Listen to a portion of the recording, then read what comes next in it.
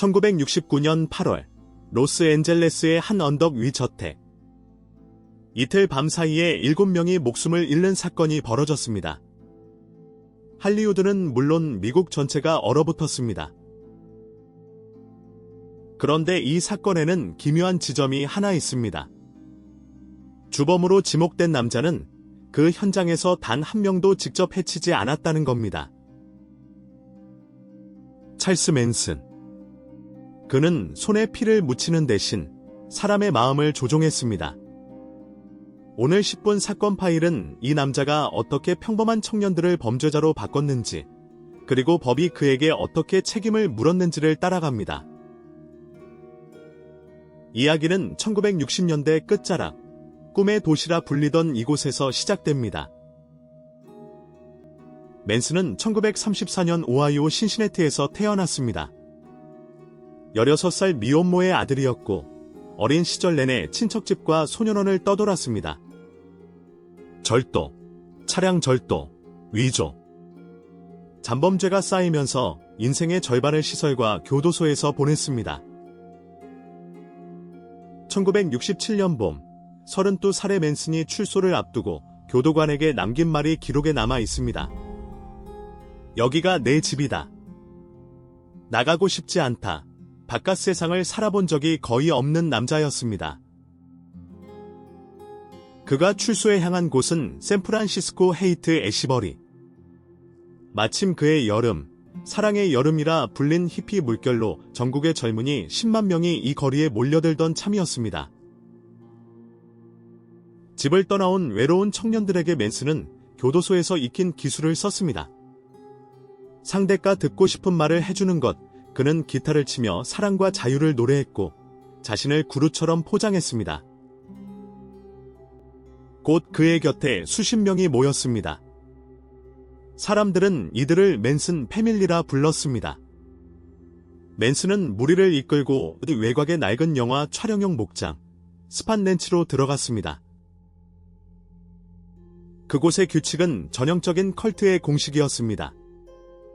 가족, 친구와의 연락 차단, 시계와 달력 없는 생활, 반복되는 환각제, 그리고 매일 밤 이어지는 맨슨의 설교. 바깥 세상은 곧 무너진다는 종말론이었습니다. 그는 비틀즈의 노래 제목에서 따온 헬터 스켈터라는 종말 전쟁이 임박했다고 주장했고 그 혼란을 앞당겨야 한다는 논리로 추종자들을 조금씩 범죄에 밀어 넣었습니다. 훗날 법정이 주목한 것이 바로 이 구조입니다. 1969년 8월 9일 새벽, 맨슨의 지시를 받은 추종자 4명이 시엘로 드라이브의 저택에 침입해 배우 샤론 테이트를 포함한 5명을 살해했습니다. 다음 날 밤에는 라비앙카 부부의 집에서 2명이 더 희생됐습니다. 자세한 정황은 여기서 다루지 않겠습니다.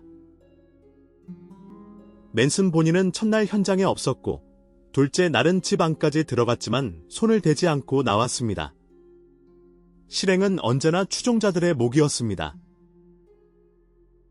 사건 직후라는 공황에 빠졌습니다. 경비원과 경호견 수요가 폭증했고 총기 판매가 급증했습니다. 하지만 수사는 몇 달째 헛돌았습니다. 두 사건을 별개로 취급한 데다 동기를 짐작할 수 없었기 때문입니다.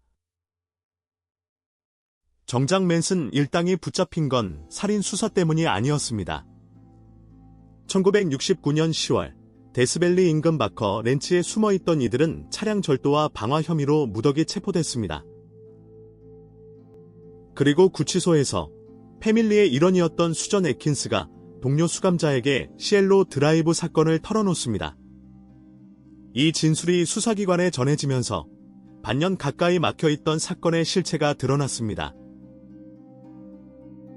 1969년 12월 검찰은 맨슨과 추종자들을 살인 혐의로 기소했습니다. 문제는 지금부터였습니다. 직접 죽이지 않은 맨슨에게 살인죄를 물을 수 있는가? 1970년 6월에 시작된 재판은 9달 반을 끌며 당시 미국 역사상 가장 길고 비싼 형사재판이 됐습니다. 검사 빈센트 블리오시의 전략은 하나였습니다. 맨슨의 지배력을 입증하는 것. 추종자들이 맨슨의 말을 신의 계시처럼 받아들였다는 증언이 쌓였고, 공모와 교사만으로도 실행자와 같은 책임을 지운다는 법리가 적용됐습니다. 재판 중 맨슨이 이마에 새긴 상처를 추종자들이 그대로 따라 새긴 일은 그 지배력의 생생한 증거가 됐습니다. 1971년 봄, 배심원단은 맨슨에게 7건의 살인에 대한 유죄를 평결했고, 법원은 사형을 선고했습니다.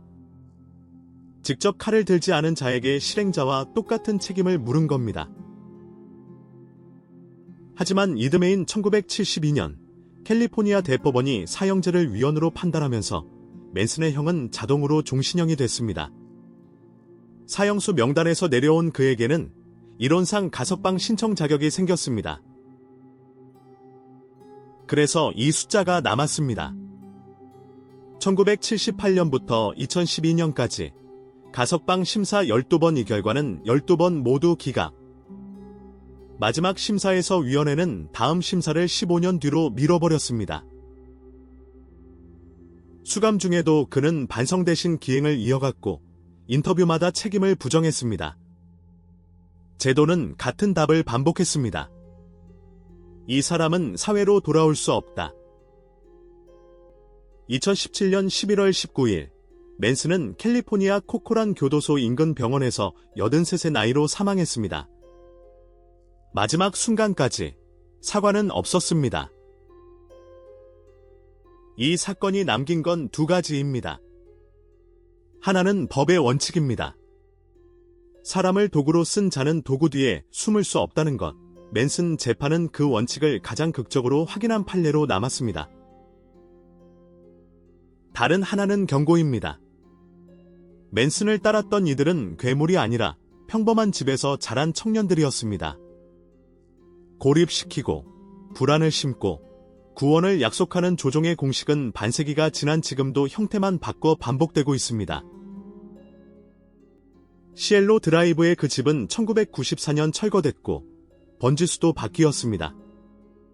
하지만 이 사건이 만든 질문, 사람의 마음을 지배한 죄를 어떻게 벌할 것인가는 지금도 법정에 남아 있습니다. 10분 사건 파일, 다음 사건으로 다시 찾아오겠습니다.